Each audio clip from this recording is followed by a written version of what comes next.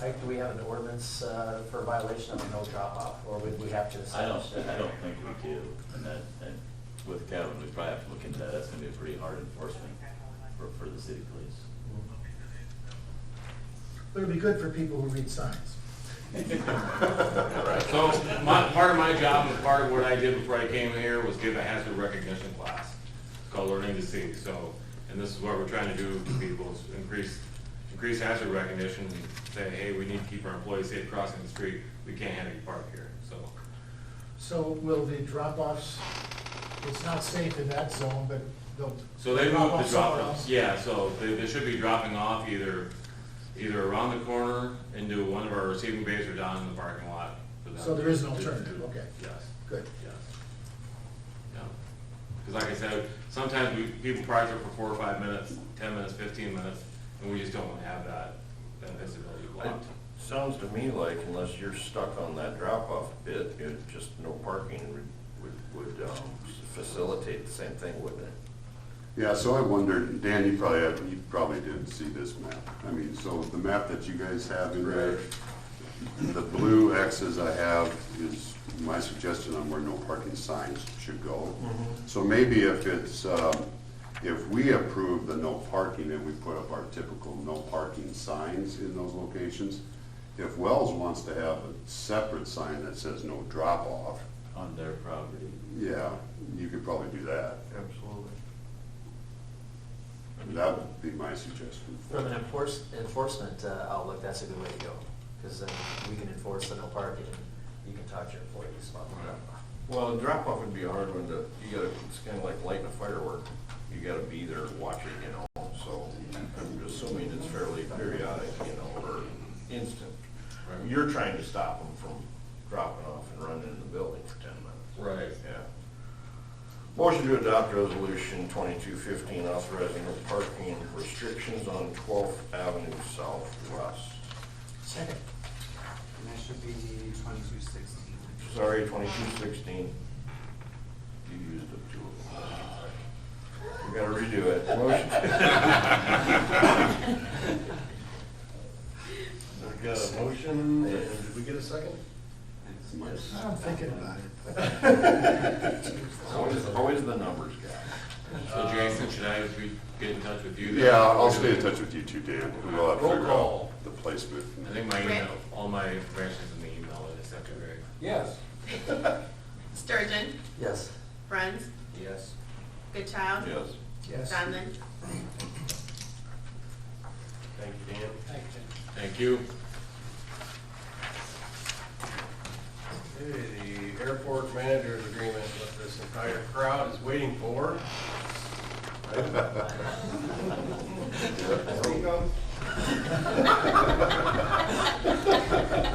Attached is a new 3-year agreement between the city and Ultraflight LLC for the management of the Lamar Municipal Airport. The agreement will begin on July 1, 2022.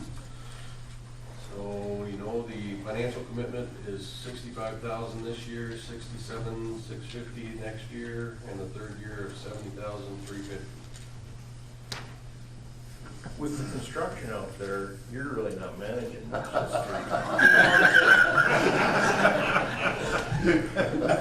out there. No.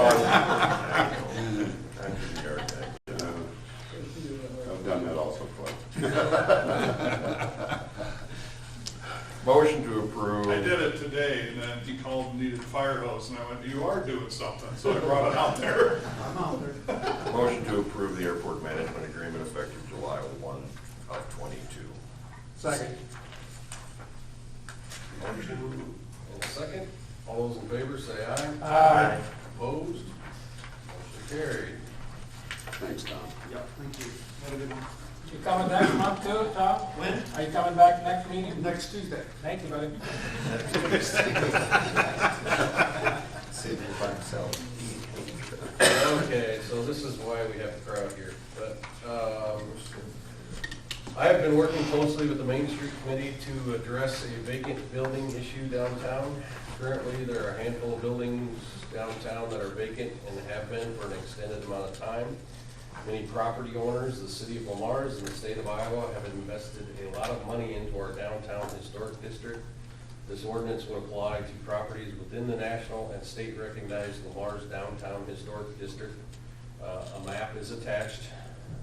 As is the case with many historic downtowns, buildings are multi-story and constructed from property line to property line. A shared wall is common.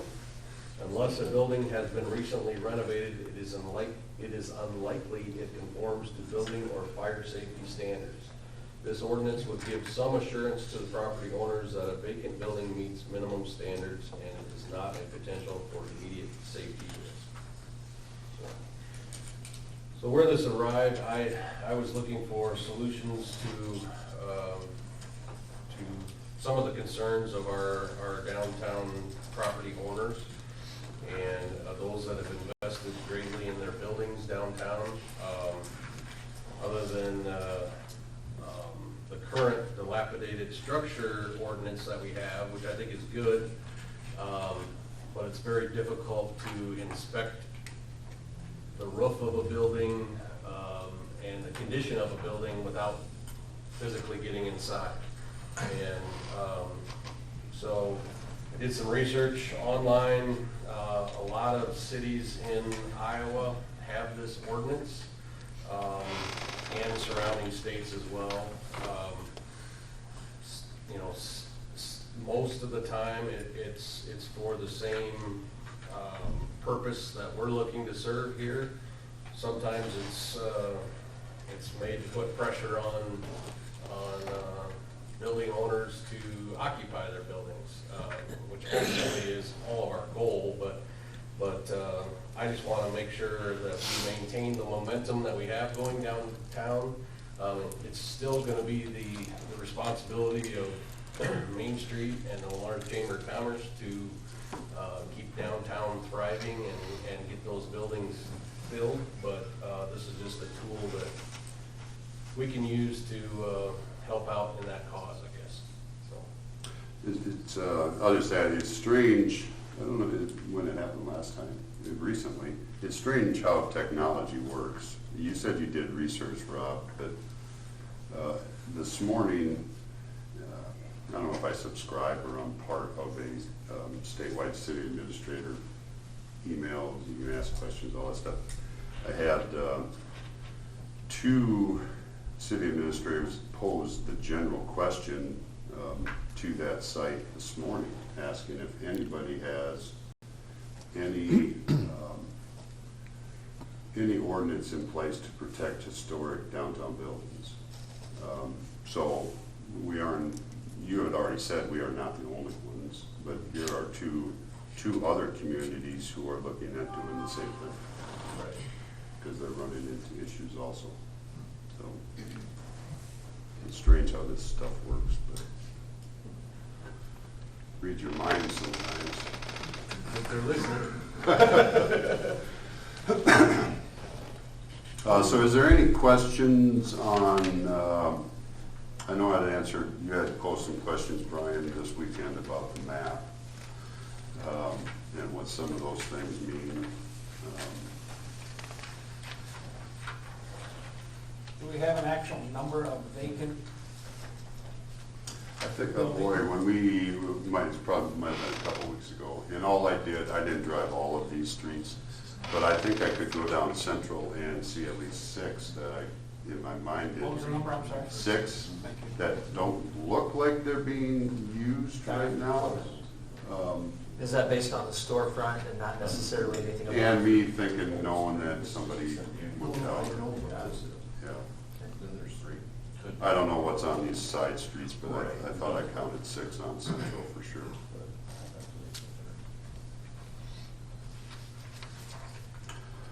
So we're just setting the public hearing is what we're doing. I mean, so I think you've all had the ordinance in front of you. So whether or not any little tweaks need to happen with that, I don't know. I have a few added suggestions. We can go over that later, though. Mike typed it Yeah. up. No, yeah, yeah, mark them down and let us know. Any folks in the crowd want to speak to this at all, or offer support or not support, whatever you call it, resistance? Hi, Robin Grossenheider, and as most of you know, I'm sandwiched into two major ones and have been for numerous years at Hotop Jewelry. And I just want to thank you for considering it. I've talked to Jason and people, you know, and everybody's hands have been tied for so long. So, but I mean, numerous times a week, I have people walk in my store and ask me what's going on next door. So, and now we have customers coming so far from out of town, from Sioux County and Sioux City, and every week I have people, and I try to explain, well, you know, they're hoping to get it cleaned up. So I really think we have to take some pretty serious action. Thank you.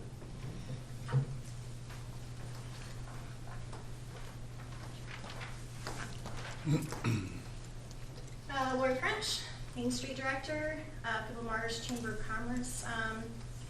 Besides these great business owners coming and talking to me back in September, the city and the state have put in $2.3 million downtown to make our town sparkle and shine. And then now we've got these buildings that are sitting empty. And to me, and this is my personal outlook, but perception can be reality. And so if people think we're not taking care of the downtown, that's what it's perceived as.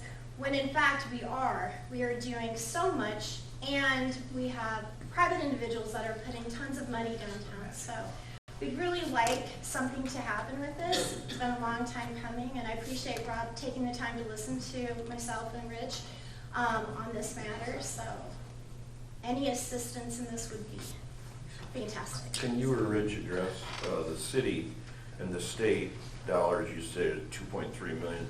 Do you guys have any kind of an estimate on private individuals? Because I can tell you that we have a total of 7 Main Street Iowa Challenge grants that have been awarded in Lamar since 2011. That's $505,000 from Main Street Iowa. It was matched by the city for $227,000. Then as far as like the 7 downtown buildings, American Legion Hall, Lamar's Beauty College, Clausen's, the Inn on Central, One Source, Office Solution, Hotop's, and the Cass building. Those are all that was $1,763,800. We have a facade grant program that's in place. That was $15,000 in matching funds available to each commercial building. We've had, let's see, $327,500 to that program, a total of 83 facade grants, 64 commercial buildings, that's $293,470, and that's a 1.1 matching grant with the property owners, so their investment was at least total $586,940. I mean, that's just a lot of money. I mean, Clausen's are here, they've put in money, Hotop's, Grossenheiders. There's just a lot of people that have invested their own dollars in their businesses, but they're also investing in Lamar's. And, you know, we have a lot of passionate people in town that want to see us grow. So we just need a few little ordinances to help with that. yeah, my point was that the $2.3 million is strictly state and city, and there's been a lot of private money also. Yeah. So the total is not the 2.3. That's all I'm getting at. Yeah. Yes. The grouping. Oh, I'm yeah. What she's referencing is what's traceable. too. Right, That's traceable, There's exactly. also, you know, millions of dollars. Exactly. Right. Okay. And I threw that in there, we can, just so you know, we had talked a little bit about how much time might be needed. Because I would recommend everybody in this historic district gets sent notification that this is happening and here's the ordinance. Just to cut down on the thing, and 2 months from now, we get a hold of somebody and says, well, when did you guys do that? When we're there. You I know? think it's a great idea. I think the more publication and sharing, the better, and the more useful this ordinance would be. I have one, I don't know if this is off topic, but I had a conversation with a couple of building owners, and they had concern about the lack of parking. So as they're developing apartments above their buildings, they're having problems with finding places for those tenants to park. And I wondered if we could address that at some point. I don't know if it is in this, or some other venue, but whether it be, every other day they could be on central. I know I'm probably stepping on the fire chief's toes or something. We have talked, we have actually, that has brought up before in the past. But I told them I would bring it, and we can hopefully have a conversation. About designating some of our parking lots to, we've talked about it, but it can definitely be talked about, that's for sure. But I don't think it fits with this ordinance. Okay, right, and I figured it was out of order.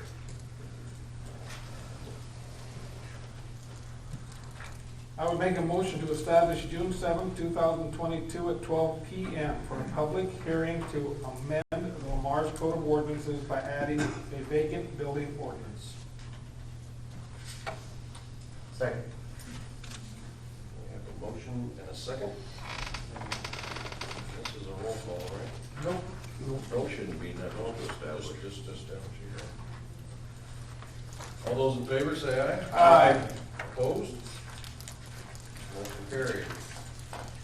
Now, just so for my information, it can be amended from reading, is that how that works? As long as, if we have major substantive changes, we'd have to reset. Okay. We start it over, but if it's just minor tweaks here or there, yeah. Commas and linguistics. Get to work, Mark. At least, Proofreader over here. I will take care of that. at least up to the third one. The third one should be the final. Correct. Thank you all for coming for this. I appreciate the, not leaving me hanging out here all by myself. Cops hiring program grant application.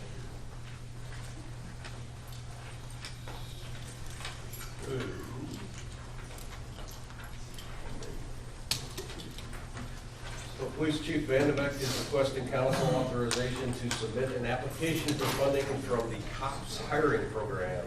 That's capital COPS, it's not the slang term.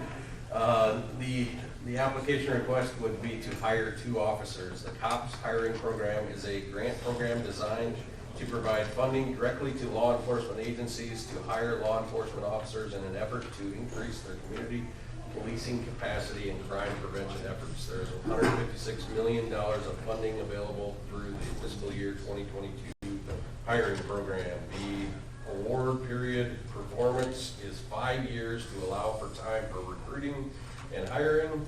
The award provides up to $125,000 per officer for 36 months of officer salary and benefits. The local match is 25%, which may be waived upon request and approval. The city of Lamar's was a recipient of this award in 1998 when it moved from 13 to 14 full-time police officers. Currently, the department is authorized for a staffing level of 15 officers, which includes the school resource officer that was added in 2019. Police chief would like to bring police officer staffing levels up to levels that are comparable to other like communities. The award would help the department with staffing issues that sometimes leave a single officer working alone. It would provide an opportunity for a detective position that would aid in cases that are difficult to investigate by officers working rotating shifts. It should be noted that increasing officer staffing levels would not be done overnight or in a single year. This grant opportunity would allow the city to make a plan to make adjustments over the course of 2 to 5 years in the future. Thank you, Mayor, Council.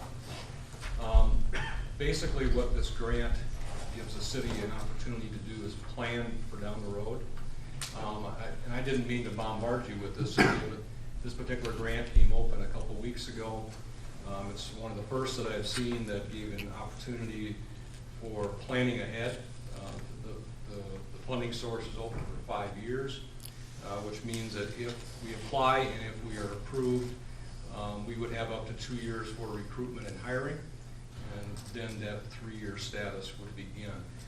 I do have intentions of asking for an additional officer next year. I do think that we are currently understaffed. I have some documentation I can share with you if you wish. But I think this grant would give us the opportunity, the city of Lamar's the opportunity, to look to the future a little bit. It's a funding source that is not available for every year. It was froze for about 5 years, and it came open again, and that is the reason why I'd like to look into a parking board at this time. And then after the 3 years, it becomes the city's responsibility. The city does have responsibility to maintain these positions for a period of 12 months after the completion of the program. Sure. I didn't see it in here, Kevin, but who is giving us this money? Basically, it's the Department of Justice. It is. So it's a federal grant? It's a federal grant that is put aside for police funding for hiring officers. This particular grant is geared towards community policing, fighting crime, putting more officers on the streets. How competitive is it, do you know, I mean, as far as how many different departments will apply and how many will actually be given? I think it's going to be extremely competitive. I'm about 80% through the application process to prepare myself to submit application. I think that probably weeded out a lot of people because I got a little more gray hair just going through that process. But we are to that. Thank you, Jan. Jan actually helped me with some of this too. But very competitive. In Iowa, maybe 6 to 8 communities may be the recipient. I do think that we can show that our staffing levels are below some standards, and I think that will help us in our competitiveness in Iowa. Did you say we must maintain the position or positions 12 months after the funding? Correct. Correct. How often do you have one officer working alone? We try, Brian, to not let that happen. And with our scheduling through September through May, if we're fully staffed, when Justin puts out the schedule, it doesn't. But when we started looking at vacation, sick time, and trainings, 30% of the time between those hours of 4 a.m. and specifically 6 a.m. but going into 8 a.m. We did try a period, thank you Jacob, where he allowed us to use some overtime, and we were having officers stay after shift or come in early.